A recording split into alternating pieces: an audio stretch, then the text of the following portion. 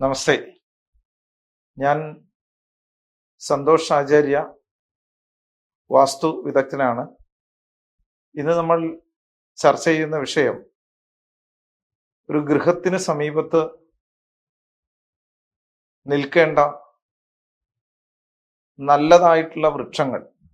അതായത് ഒരു ഗൃഹം സ്ഥാനനിർണയം ചെയ്ത് നമ്മൾ ഗൃഹപ്രവേശനം ചെയ്ത് അതിൽ താമസിക്കുമ്പോൾ വീടിന് ചുറ്റും നമുക്ക് അനുകൂലമായി നിൽക്കേണ്ട നല്ല ഊർജത്തെ പ്രദാനം ചെയ്യുന്ന വൃക്ഷങ്ങൾ ഏതൊക്കെയാണ്, അതുപോലെ തന്നെ ഈ ഗൃഹത്തിന്റെ ചുറ്റും ഒരിക്കലും വളരാൻ പറ്റാത്തതായിട്ടുള്ള വൃക്ഷങ്ങൾ ഏതൊക്കെയാണ്. ഇത് വളരെ ഗഹനമായിട്ടുള്ളൊരു വിഷയമാണ്. വാസ്തുവിൽ ഒട്ടേറെ പ്രമാണങ്ങൾ ഇത്തരം വിഷയങ്ങളുമായി ബന്ധപ്പെടുത്തി ശാസ്ത്രം നമ്മളോട് പറഞ്ഞിട്ടുണ്ട്. അതില് ശസ്ത മന്ദിര പാർശ്വപൃഷ്ഠ ദിശീതു ശ്രീവിശ്വവില്വാഭയ വ്യാധിഗ്ന മലകി സുരദ്രുമബലാശ അശോകമാലയേക പുന്നാകാസന ചമ്പകാശ്ച കതിരസ്തദ്വൽ കദള്യാദയ യൂധി നാഗലതാദയോപി സകല സർവത്ര സംശോഭനാഹ എന്നുള്ള പ്രമാണപ്രകാരം ഒരു മന്ദിരത്തിന്റെ അല്ലെങ്കിൽ ഒരു ഗൃഹത്തിന്റെ ഇരു പാർശ്വങ്ങളിലും പുറകുവശത്തും നിൽക്കാവുന്ന ശുഭമായിട്ടുള്ള വൃക്ഷങ്ങൾ ഏതൊക്കെയാണ് എന്ന് ഈ പ്രമാണം വിശദീകരിക്കുന്നു. അതേപോലെ തന്നെ ഈ ഗൃഹത്തിന്റെ എല്ലാ വശങ്ങളിലും നിൽക്കാൻ പറ്റുന്ന ഗൃഹത്തിന്റെ 4 വശങ്ങളിലും നിൽക്കാൻ പറ്റുന്നതായിട്ടുള്ള വൃക്ഷങ്ങൾ ഏതൊക്കെയാണ് എന്ന് പ്രമാണം വിശദീകരിക്കുന്നു. അതായത് ശസ്ത എന്ന് പറയുമ്പോൾ ശുഭമായിരിക്കുന്ന, നമുക്ക് ഏതൊക്കെ ദിക്കുകളിലാണോ അത് ശുഭമായിരിക്കുന്നത്, മന്ദിരത്തിന്റെ പാർശ്വപൃഷ്ഠദിശി ഈ ദിക്കുകളിൽ, പാർശ്വം എന്ന് പറഞ്ഞാൽ ഇരുവശങ്ങള്, പൃഷ്ഠം പുറകുവശം. ശ്രീവൃക്ഷം എന്ന് പറഞ്ഞാല് കുമിഴ് എന്ന് പറയുന്ന വൃക്ഷം, വില്വം കൂവളം എന്ന് പറയുന്ന വൃക്ഷം, അഭയം കടുക്കാമരം, വ്യാധിഗ്നം കൊന്ന, അലകി എന്ന് പറയുമ്പോൾ അഖില് എന്ന് പറയും, സുരദ്രുമം, അതേപോലെ തന്നെ ദേവദാരു, സുരദ്രുമം എന്ന് പറഞ്ഞാൽ ദേവദാരു, പ്ലാശ് അപലാശ എന്ന് പറഞ്ഞാൽ പ്ലാശ്, അശോകവൃക്ഷം, പുന്ന, ചെമ്പകം, കതിരൽ എന്ന് പറഞ്ഞാൽ കരിങ്ങാലി. ഇത്തരം വൃക്ഷങ്ങളെല്ലാം മന്ദിരത്തിന്റെ അല്ലെങ്കിൽ ഗൃഹത്തിന്റെ ഇരുവശങ്ങളിലും പുറകുവശത്തും വളർത്താവുന്ന നല്ല ഊർജത്തെ പ്രദാനം ചെയ്യുന്ന വൃക്ഷങ്ങളാണ്.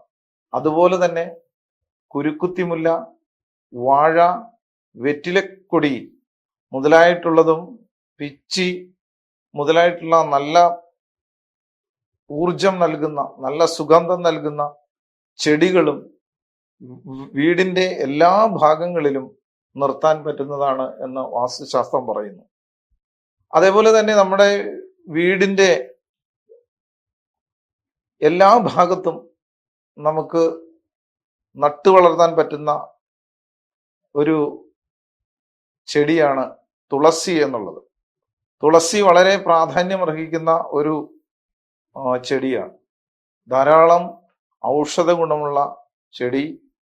അത് തുളസിത്തറ എന്നുള്ള ഒരു പാരമ്പര്യ ആചരണത്തിലൂടെ തന്നെ നമ്മളുടെ വീടുകളുടെ മുൻഭാഗത്ത് തന്നെ മുറ്റത്ത് തറ കെട്ടി ആചരിക്കുന്ന ഒരു പാരമ്പര്യം നമ്മൾക്കുണ്ട്.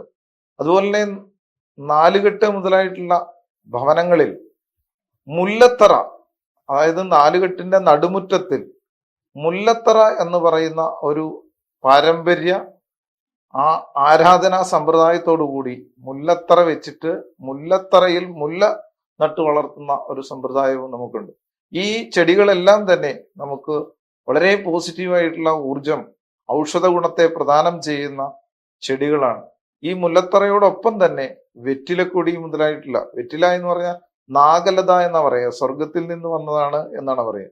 ഈ തുളസിയെ പോലെ തന്നെ, എന്നാൽ തുളസിയെ കഴിഞ്ഞും ശ്രേഷ്ഠം എന്ന് വേണമെങ്കിൽ നമുക്ക് പറയാം.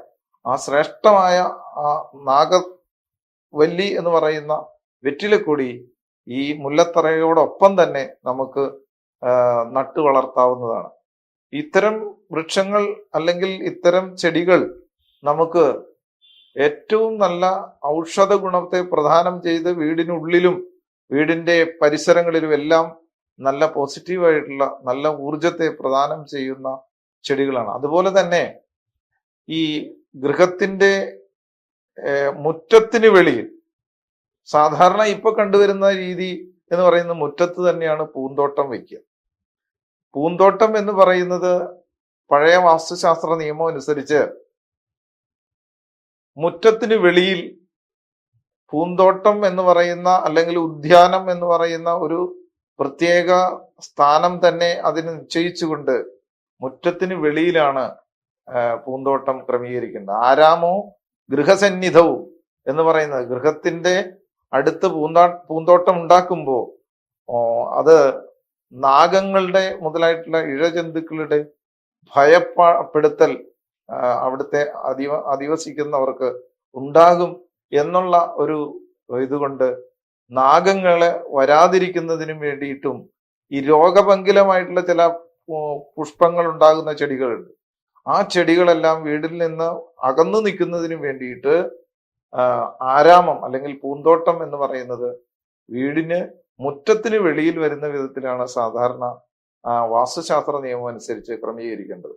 അതുപോലെ തന്നെ വീടിന്റെ സംരക്ഷണാത്മകമായിട്ടുള്ള ഒരു കാര്യം കണക്കിലെടുത്തുകൊണ്ട് വൃക്ഷങ്ങളെ 4ആയിട്ട് തരംതിരിച്ചിട്ടുണ്ട്. അന്തസാരം, ബഹിസാരം, നിസാരം, സർവസാരം. അന്തസാരം എന്ന് പറഞ്ഞാൽ, ഈ സാരം എന്ന് പറഞ്ഞാൽ കാതൽ എന്നാണ് നമ്മൾ അർത്ഥമാക്കേണ്ടത്. അന്തസാരം എന്ന് പറഞ്ഞാൽ ഉള്ളിൽ കാതലുള്ളത്. ബഹിസാരം എന്ന് പറഞ്ഞാൽ പുറത്ത് കാതലുള്ളത്. ഉള്ളിൽ കാതലുള്ളതും പുറത്ത് കാതലുള്ളതും സർവസാരമായിട്ടുള്ളതും. സർവസാരം എന്ന് പറഞ്ഞാൽ ഈ ആ വൃക്ഷത്തിന്റെ മുഴുവൻ ഭാഗത്തും കാതൽ ഇരിക്കുന്നത്. നിസ്സാരം എന്ന് പറഞ്ഞാൽ കാതലേ ഇല്ലാത്തത്. അപ്പൊ അന്തസാരം എന്ന വൃക്ഷങ്ങളിൽ ചിലത് പ്ലാവ്, ഐനി മുതലായിട്ടുള്ള അന്തസാരമാണ്.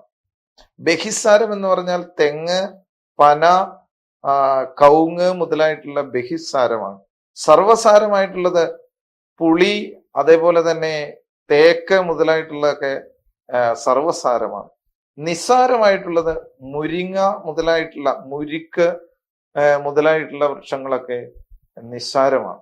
ഇങ്ങനെ ഈ ബലമുള്ള വൃക്ഷങ്ങളെ 4ആയി തരംതിരിച്ചുകൊണ്ട് ഏതൊക്കെയാണ് ഗൃഹത്തിന്റെ ഏറ്റവും അടുത്ത് നിൽക്കേണ്ടത് എന്ന് ശാസ്ത്രം പറയുന്നു. അതില് അന്തസാരമായിട്ടുള്ളത് ഗൃഹത്തിന്റെ അടുത്ത് നിൽക്കുകയും അതിനു വെളിയിൽ സർവസാരങ്ങളും അതിനു വെളിയിൽ ബഹിസാരങ്ങളും അതിനു വെളിയിൽ നിസ്സാരങ്ങളുമാണ് നിൽക്കേണ്ടത് എന്നാണ് വാസ്തുശാസ്ത്രം പറയുന്നത്. അതുപോലെ തന്നെ ഈ വലിയ വൃക്ഷങ്ങൾ നിൽക്കുമ്പോൾ ആ വലിയ വൃക്ഷങ്ങൾ ഒരു പ്രത്യേക അകലം പാലിച്ചുകൊണ്ട് വേണം നിൽക്കാൻ എന്നാണ്. അതായത് വൃക്ഷത്തിന്റെ ഉയരം എത്രമാത്രം ഉണ്ടോ ആ ഉയരത്തിനേക്കാൾ ദൂരത്തായിരിക്കണം ഇത്തരം വലിയ വൃക്ഷങ്ങൾ, ഇപ്പോൾ പറഞ്ഞ അന്തസാരത്തിലും ബഹിസാരത്തിലും സർവസാരത്തിലും നിസാരത്തിലും പെട്ട വൃക്ഷങ്ങൾ നിൽക്കാൻ എന്ന് വാസ്തു പ്രത്യേകം പറയുന്നു.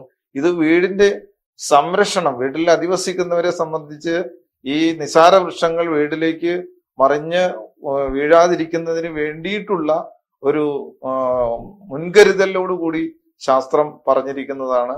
വൃക്ഷങ്ങൾ ഏത് തന്നെയായാലും വീടിന് കുറച്ച് സീമയ്ക്ക് വെളിയിൽ, അതായത് ആദ്യം പറഞ്ഞ പോലെ ഉദ്യാനങ്ങൾ നിൽക്കുന്നത് പോലെ തന്നെ മുറ്റത്തിന് വെളിയിൽ നിൽക്കുന്നത് തന്നെയാണ് ഏറ്റവും നല്ലത്. ഇപ്പൊ ഈ പറഞ്ഞതുപോലെ മുറ്റം അധിക സ്ഥലമില്ലാത്ത ചില സ്ഥലങ്ങളുണ്ട്, അതായത് അല്പക്ഷേത്രങ്ങളിൽ. അങ്ങനെയുള്ള സ്ഥലങ്ങളിൽ നമുക്ക് ഇത്തരം വലിയ വൃക്ഷങ്ങളൊക്കെ നിൽക്കാൻ വളരെ ബുദ്ധിമുട്ടുണ്ട്. ആ സാഹചര്യത്തിൽ നമുക്ക് നമ്മുടെ ഗൃഹാന്തരീക്ഷത്തിൽ ആ വാസ്തുവിൽ എങ്ങനെയൊക്കെയുള്ള ചെടികളാണ് വെക്കേണ്ടതെന്ന് യുക്തിപരമായി നമ്മൾ ആലോചിച്ചുകൊണ്ട് ഇത്തരം കാര്യങ്ങൾ ചെയ്യുന്നതായിരിക്കും നല്ലത് എന്ന് ഓർമ്മിപ്പിക്കുകയാണ്. നമസ്തേ.